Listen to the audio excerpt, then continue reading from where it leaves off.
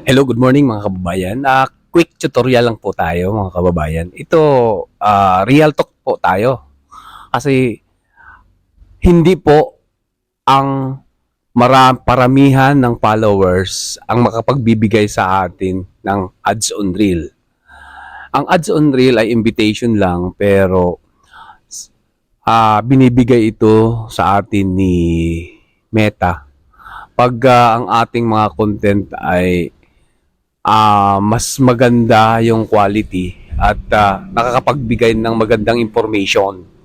So, ito ipapakita ko sa inyo yung dalawa na na-search ko dito sa Facebook. Ang mga reels nila ay meron ng mga ads on reels at yung mga followers nila ay 1,500 yung kay Jocelyn Tidranis at saka si Ma'am cycle naman ay 1,700.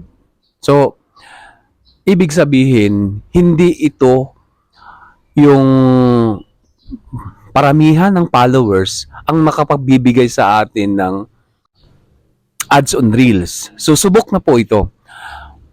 Yung makakapagbigay po natin na ads on reel ay yung quality ng ating mga reels at yung palagi tayong nag-upload araw-araw. Ito tingnan natin. At ito na nga mga kababayan, titingnan natin kay Jocelyn Tidranes.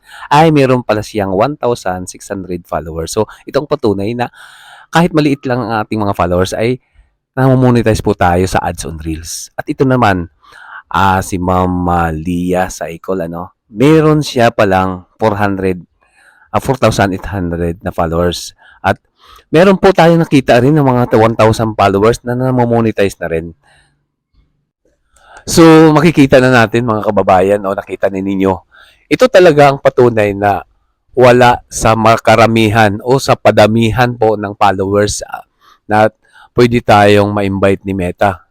Nasa mga content po natin, ang quality po ng content natin, hindi po sa marami ka ng mga followers at saka marami ka ng binigay ng mga tala. Ito, mga kabayan, real talk po tayo. Nasa content ang ating pag-asa.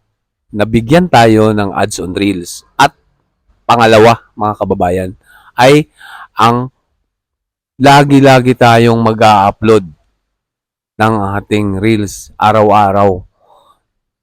Yun, tayo'y mapapansin na siguro ni Meta na magkaroon tayong ads on reels. Sana nga, ako din, wala pa akong ads on reels. Pero halos mapuno ko na yung mga monetization tools ko sa aking stream ads. Yun lang po, mga kababayan. Thank you so much. At follow nyo po ako sa susunod kong mga tutorials.